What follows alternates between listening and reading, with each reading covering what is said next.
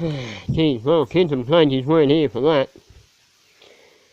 Just ripped the guts out of my clutch. Big heavy duty clutch that come out of a Nissan Patrol like mine. Come out of a wagon. But anyway, a lot of swearing, cursing and angle grinding. But anyway, all that just to get that centre. And here's my new flywheel. Pretty! Yay!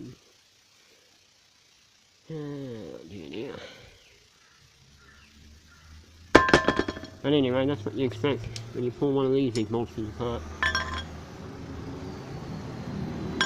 You smashed every one of them. Mum. And they're all joined to that.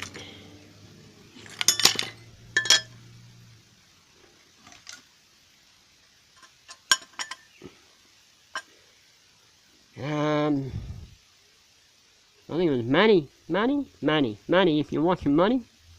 This is that old clutch I got out of the back of your truck, mate. Remember? Anyway. Look at that. There's your problem. You smashed all of that center shit out of it. That's why your clutch fucked up, buddy. But anyway.